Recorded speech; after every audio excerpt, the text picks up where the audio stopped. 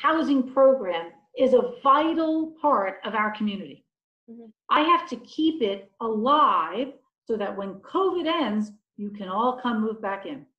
I can't get rid of it. I can't sell it. I can't let it fall into the ground.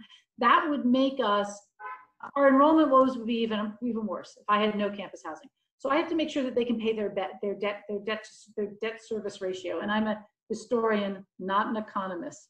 But most of what we do in housing is like all the renovations we do. When we do a new project, we borrow money, like a mortgage on your home, and we have to still pay that. I have to pay the mortgage, and then you have to have a ratio in your reserves. So I can't spend down the reserves there to zero. If I spent them down to zero, all sorts of cataclysmic economic things would happen. And so they took that hit of the $13 million to the reserves in the spring.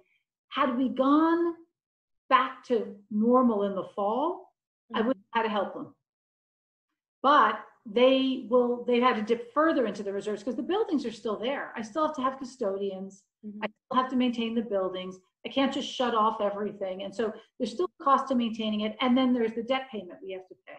So we have to make sure that they at least stay financially solvent. They're not so separate from us that I can't not care, because their destruction would be our long-term demise. So we did have to help protect housing. Now, having said that, it's not protecting them very much. They're going to have a decline in employment. There'll be consequences there. So this is not keeping them flush, but it's keeping them financially solvent so that we have a housing program to go back to.